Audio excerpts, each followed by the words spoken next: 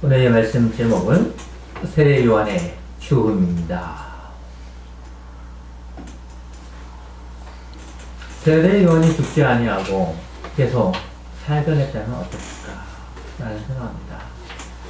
그러나 하나님은 세례 요한을 데려가심을 말미암아 더욱 예수 그리스도로 말미암아 하나님 나라가 확장되게 한 것을 볼 수 있습니다.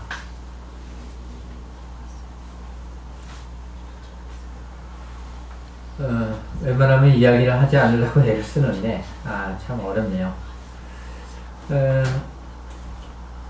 토요일 프로그램 드라마가 저녁 8시부터 참 밤 11시까지 잘 연결되는 것 같아요. 딱 8시부터 앉아서 딱 보면 11시까지 딱 연결이 잘 되는 것 같습니다. 그래서 저도 사실 봐요. 미안한 얘기인데 어제는 잘 못 봤어요. 그렇다고 해서 뉴스를 본 것도 아닙니다. 왜냐하면 설교 온 걸 계속 써야 되기 때문에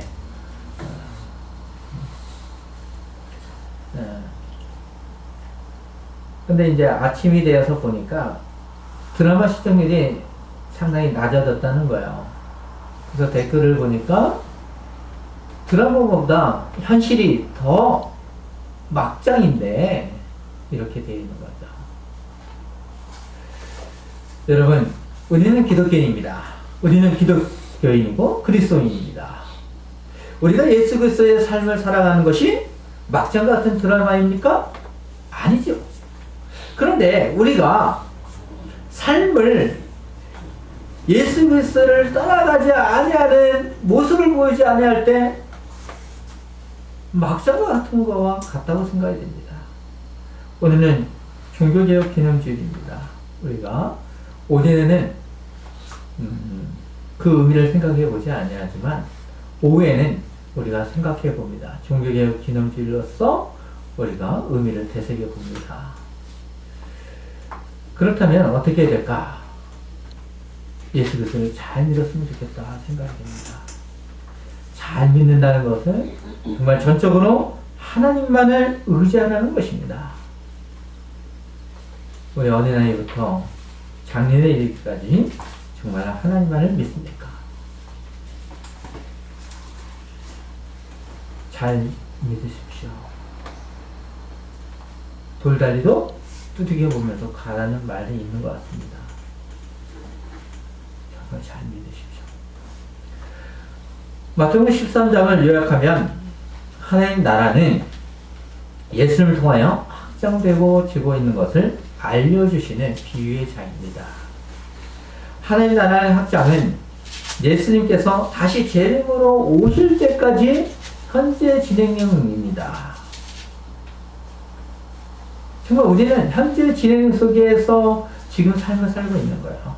하나님 나라의 확장은 지금도 어떠합니까? 확장되어지고 있는 가운데 지팡이 교회는 신앙의 본분을 다하면서 예배하고 있는 것입니다. 하나님 나라는 내 모든 소유를 기꺼이 포함할 만큼 가치 있는 것이기 때문에 보화를 발견한 것 같고 진주를 사는 것 같은 것입니다. 그동안 우리는 예수님의 행적을 통해서 이런 생각을 할 수 있습니다. 예수님께서는 유대 지도자들에게 배척을 당하신 후에 고향 사람들에게도 배척을 당하십니다. 참 가슴 아픈 일이죠. 마지막으로 십자가를 지시면서도 사랑하는 제자들에게도 배척을 당하십니다. 쉽게 얘기하면 이 세상 모든 것으로부터 배척을 당하십니다. 주님을 더 사랑하는 것 같은 사람들에게까지 배척을 당하시면서 주님을 당하는 모습을 보면 어떠합니까? 마음이 찡하십니까? 아니면 고소합니까? 아무런 생각이 들지 아니하십니까?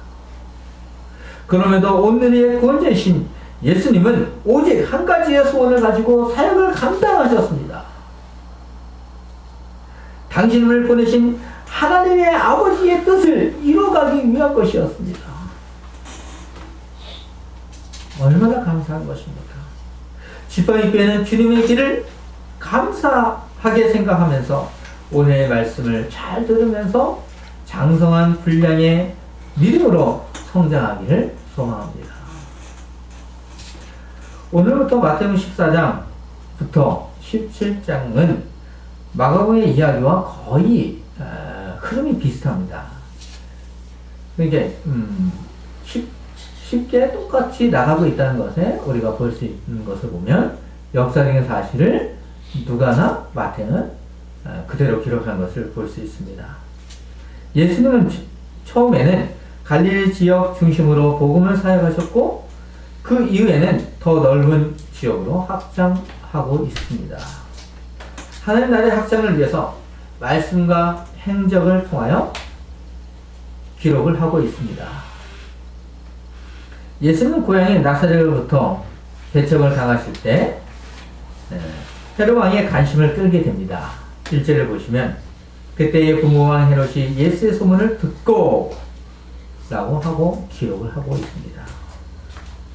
여기서 헤롯 왕은 헤롯 안티파스의 아버지인 헤롯 왕의 부인들 중에 아들입니다. 그러니까 이 로마의 요 가족의 왕들의 계보를 보면 상당히 이름이 비슷비슷해요.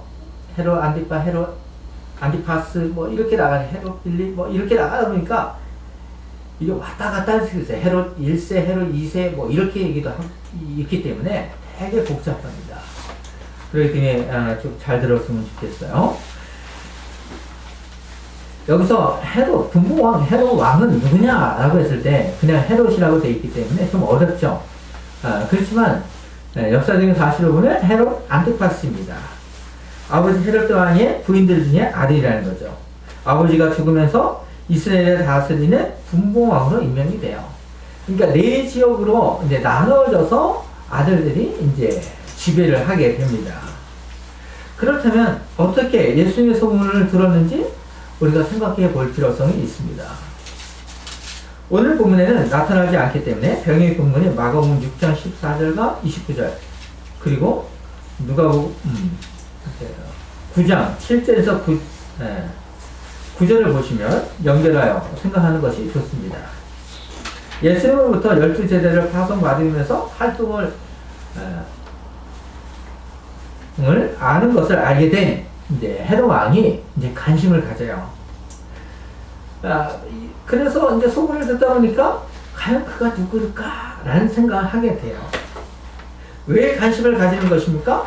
2절을 보면 우리는 알 수 있죠. 그 신하들에게 이르되 이는 새 요한이라 그가 죽은 자 가운데에서 살아났으니 그러므로 이런 능력이 그 속에서 역사하는도다 하더라. 당시 많은 사람들이 세례 요한이 다시 환생을 한 것으로서 그래서 환생을 해서 능력으로 사역을 하고 있다는 것으로 생각을 했다는 것이죠. 헤롯 왕은 그렇기 때문에 두려움이 휩싸일 수밖에 없습니다. 자신이 죽였던 세례 요한이 살아났는가? 그렇기 때문에 예수님의 소문을 듣고 더욱더 관심을 가질 수밖에 없는 거죠. 자신이 죽인 세례 요한이 살아났다는가?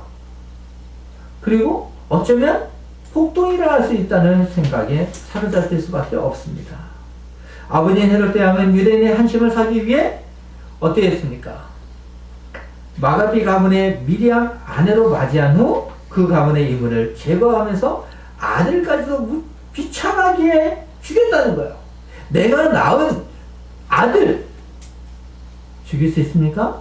근데 그렇게 했어요. 헤롯 대왕이 죽으면서 이스라엘은 분봉왕인 그의 아들 헤롯 안티파스가 다스리게 됩니다. 그때에 자신의 동생인 헤롯 빌립의 아내를 차지하게 돼요. 그것을 어떠합니까? 세례 요한으로부터 헤롯 안티파스에 부도덕하고 하다고 지적을 당했고 결국 세례 요한을 죽이게 됩니다. 이제 이스라엘 지역을 다스리다가 특히 갈릴리 지역을 다스리다가 로마로 여행 중에 헤롯 빌립의 아내인 헤롯디아를 보게 돼요. 그러니까 사망하게 됐죠. 그러면서 나중에는 않은 말이에요. 왜냐하면 권력이 더 높았기 때문입니다. 이제는 다시 보시면 그러다 보니까 어떻습니까? 세례 요한으로부터 부적당하다고 지적을 당하지요. 그러면서 세례 요한이 한세를 한 것 같은 느낌을 받습니다. 착각을 하고 있는 거죠. 자신이 죽였지만 세례 요한을 죽였지만 혼돈을 하는 거죠. 2절을 다시 보시면 그 신하들에게 이르되 이는 세례 요한이라 그가 죽은 자 가운데서 살아났으니 그러므로 이런 능력이 그 속에서 역사하다 하라라고 오해를 하고 있는 거예요. 자, 이런 분위기에서 누가복음 9장 9절을 보시면 이제 일이 들리니 이 사람이 누군가 하여 저를 보고자 하더라. 더 구체적으로 하고 있어요. 기록을 해주고 있습니다. 그러니까 관심을 가는 거 보고자 싶어 합니다. 근데 예수님은 그러지 않았어요. 만나지 않았죠. 단지 한 번만 만나기를 어떨까요? 헤롯은 어땠냐면 계속해서 지속적으로 예수님을 만나고자 노력을 했어요. 그 단어를 어디에서 알 수 있냐면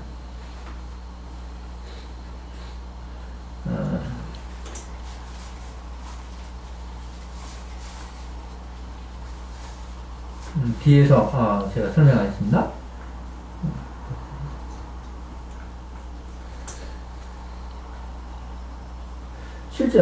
계속해서 보시면 실제로 바리새인들이 예수님을 찾아와서 어떻게 하면 헤롯을 만나고자 한다는 것을 알려주고 있습니다. 이것을 보면 누가복음 13장 31절에 보시면 나가서 여기서 떠나서 헤롯이 당신을 죽이고자 하나이다 라고 얘기를 하는 거예요. 이렇게 얘기할 정도면 어떻겠습니까? 결국 먼 훗날 빌라도는 예수님을 신문하고자 할 때 그때 드디어 만나요.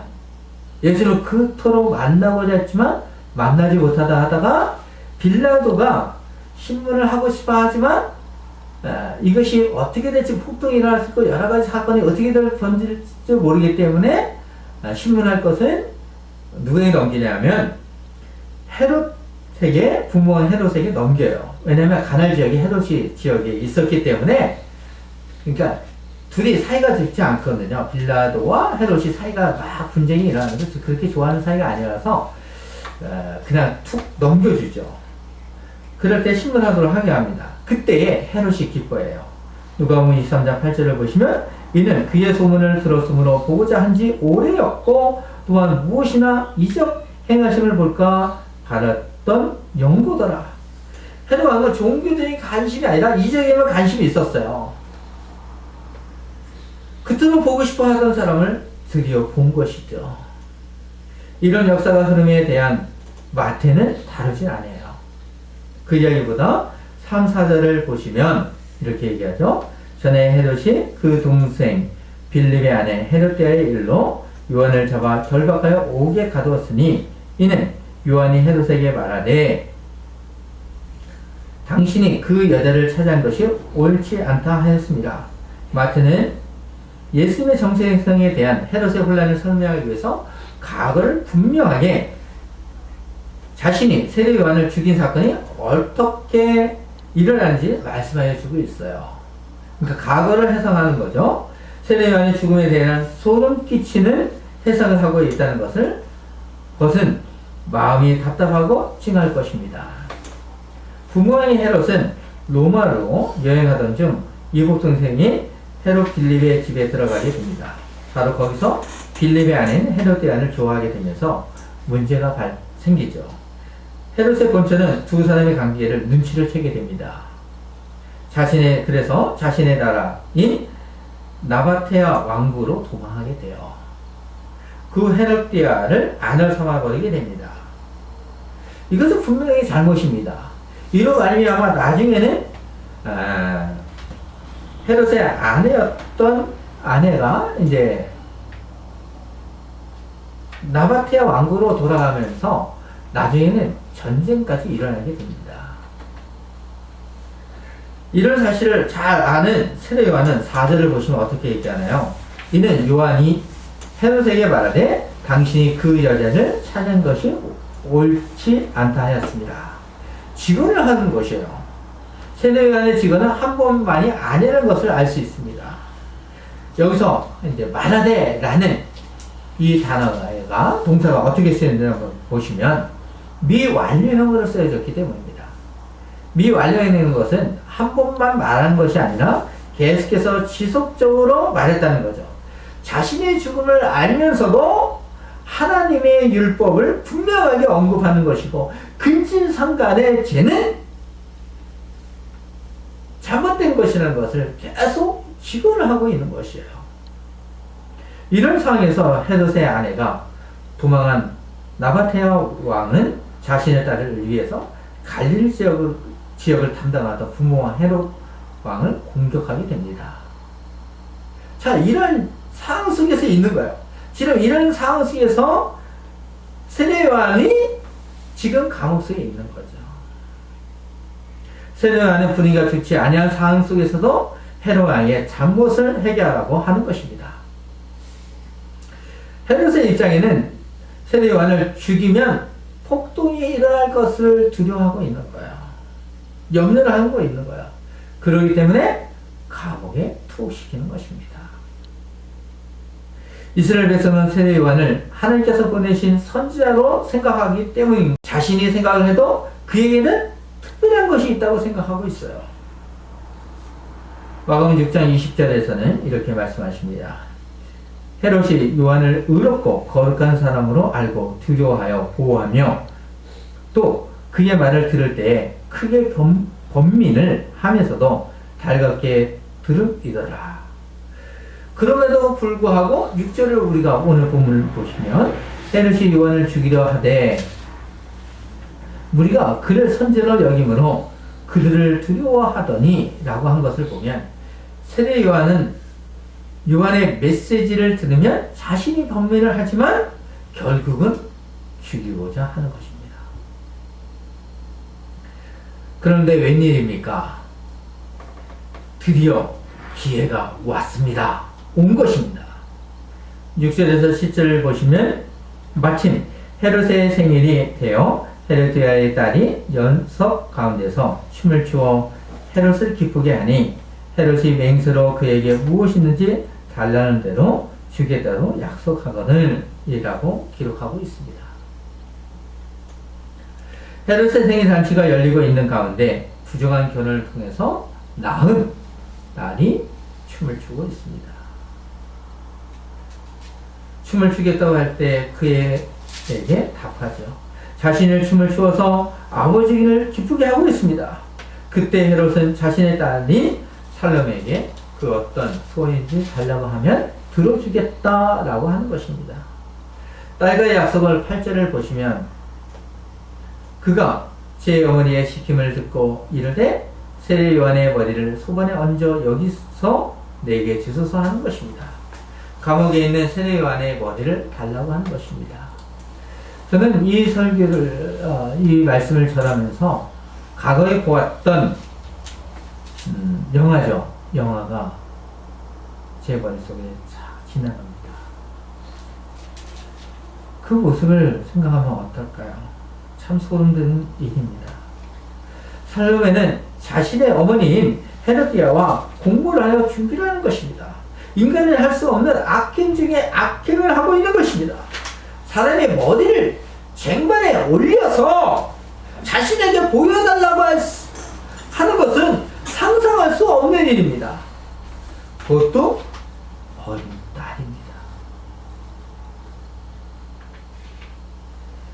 헤롯 왕은 자신이 약속한 것이기 때문에 근심을 합니다. 자신이 맹세한 것을 알고 있는 사람들과 딸로 인하여 결국은 구절에서 결정을 하죠.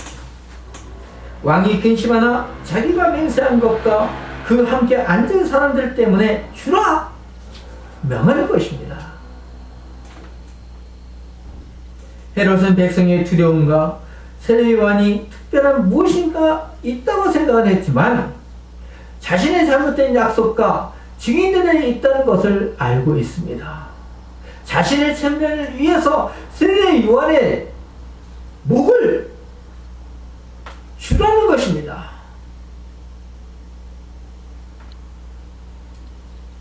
체면이 중요합니까? 무엇이 중요합니까? 아무리 감옥에 있는 세례 요한이라 할지라도 유대인들의 법을 생각할 필요가 있습니다.